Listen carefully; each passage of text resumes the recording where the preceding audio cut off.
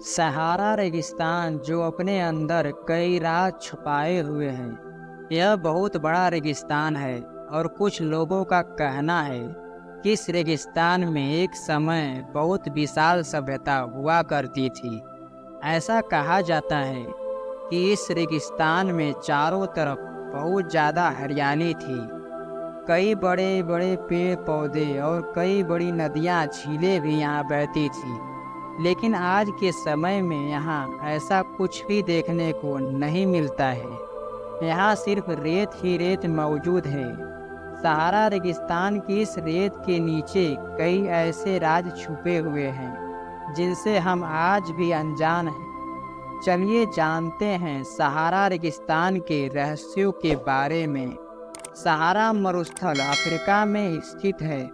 कुछ लोगों का कहना है कि यह दुनिया का सबसे बड़ा रेगिस्तान है, लेकिन ऐसा नहीं है। दुनिया का सबसे बड़ा रेगिस्तान अंटार्कटिका मरुस्थल है, लेकिन हम सबसे गर्म और सबसे ज़्यादा रेत वाले रेगिस्तान को देखेंगे तो सहारा रेगिस्तान नंबर 1 पर आता है। सहारा मरुस्थल अपनी आकार में इतना बड़ा है कि यह कई देशों में फैला हुआ है, जिसमें अल्जीरिया, मिस्र, लीबिया, चाद, मार्डेनिया, नाइजर, पश्चिमी सहारा, सूडान और एशिया के बड़े हिस्सों को कवर करता है। इस बात से आप खुद अंदाज़ा लगा सकते हैं कि सहारा मरुस्थल कितना बड़ा है। यह मरुस्थल 1 लाख वर्ग किलोमीटर के एरिया में फैला हुआ है। वहीं अफ्रीका का लगभग 1/3 भाग घेरे हुए है। इसके अलावा ये रेगिस्तान हर साल बढ़ता ही जा रहा है। इस रेगिस्तान का 20% हिस्सा इनसे ही घिरा हुआ है। बाकी का एरिया रॉकी प्लेटू ने घेर रखा है। ज़्यादातर हिस्सों में जहाँ रेगिस्तान होता है वहाँ जानवर नहीं पाए जाते, लेकिन सहारा रेगिस्तान एक ऐसा रेगिस्तान है जहाँ 4000 से ज़्यादा जानवरों की प्रजातियाँ मौजूद हैं।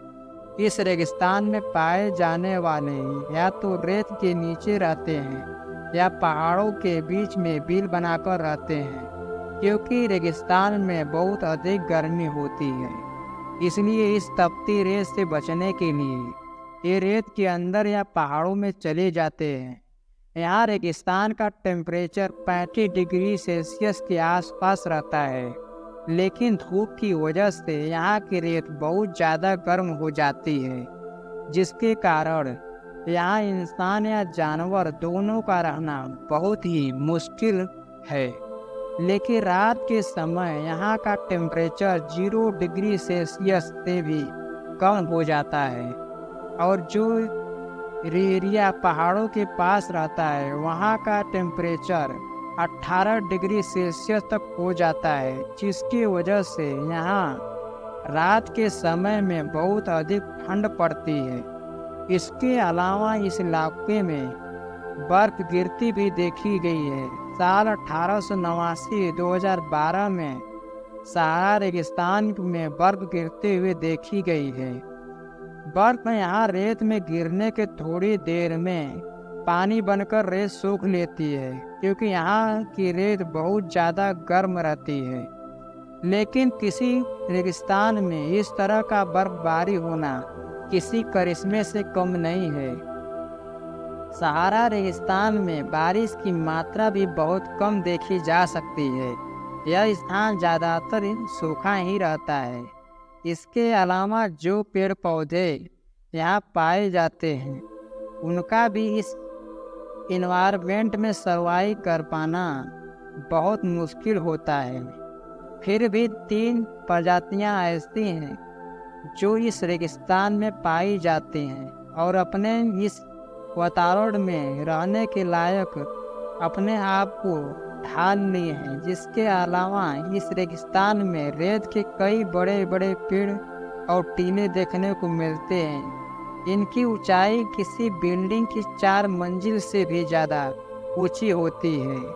इसके अलावा जब इस रेगिस्तान में हवा चलती है तो रेत के उड़ने से बहुत बड़ी आवाज़ होती है। इस रेगिस्तान में कई जगह कांच की टुकड़े जैसी पत्थर पड़े हुए मिले हैं।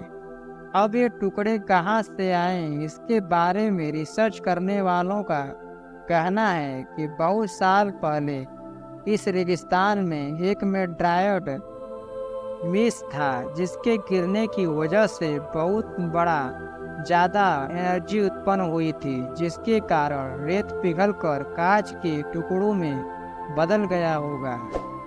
इस रेगिस्तान में लोगों को अचानक पानी के तालाब का वहम होता है, यानी कि उन्हें अपने से थोड़ी दूर पर पानी के तालाब होने जैसा दिखता है।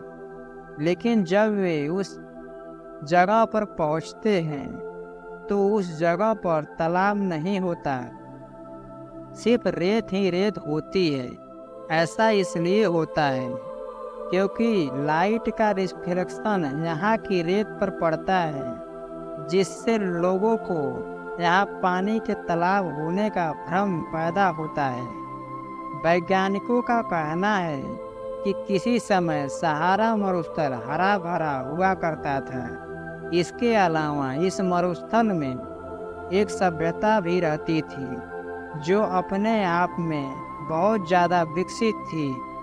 आप सभी ने अटलांटिक नाम सुना होगा, जिसे हमारे साइंटिस्ट काफ़ी समय से रिसर्च कर रहे हैं, जिसके बारे में कहा जाता है कि यहाँ का शहर बर्फ के अंदर दबा हुआ है। सहारा रेगिस्तान के लोग काफ़ी डेवलपमेंट हो चुके थे। वे लोग पत्थर का इस्तेमाल करना सीख चुके थे। यहाँ के लोग नदियों में बांध बनाना सीख चुके थे। यहाँ के लोग घरों तथा खेतों में पानी लाने के लिए पाइप का इस्तेमाल भी करना जानते थे। यहाँ के लोग कई तरह के धातुओं का उपयोग करते थे। यही इस प्रकार शहर का नक्शा देखा जाए तो ये भी बहुत बड़ी एडवांस तरीके से बना हुआ है। सहारा रेगिस्तान में जो रेत के टीले देखे जाते हैं, उनके नीचे पानी की कई तालाब स्थित हैं, जो यहाँ के लोगों के लिए खजाने के समान हैं। इस पानी का यूज यहाँ के कई देशों में हो रहा है। साल 1970 से यहाँ पानी निकाला जा रहा है, लेकिन देखा जाए तो यहाँ रेगिस्तान से रोजाना 6 लाख किलोमीटर पानी निकाला जाता है।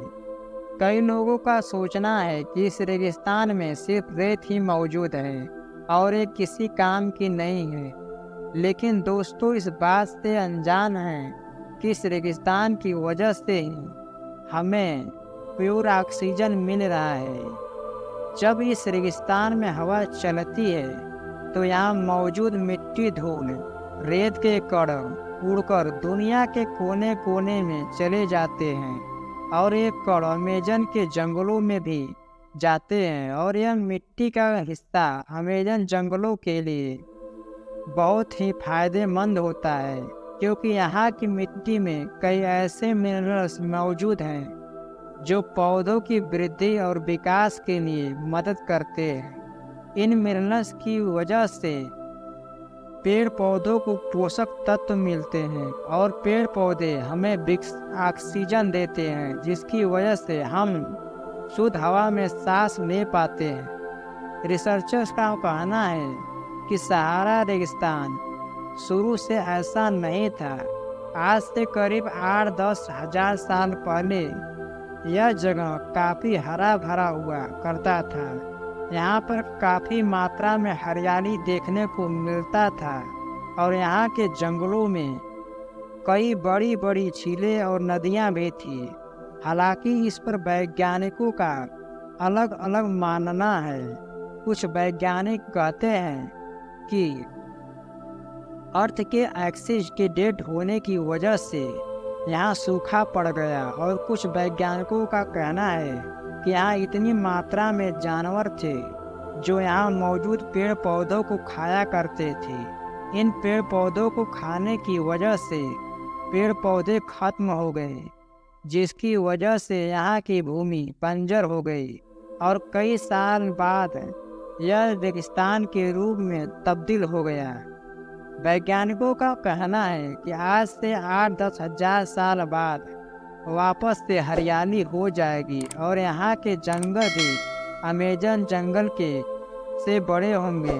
तो दोस्तों, ये तो सिर्फ एक रहस्य था जिसके बारे में हमारे वैज्ञानिक अभी तक जान पाए हैं, लेकिन अभी और भी रहस्य जानना बाकी है। वीडियो अच्छी लगे तो लाइक और सब्सक्राइब करना ना भूलें।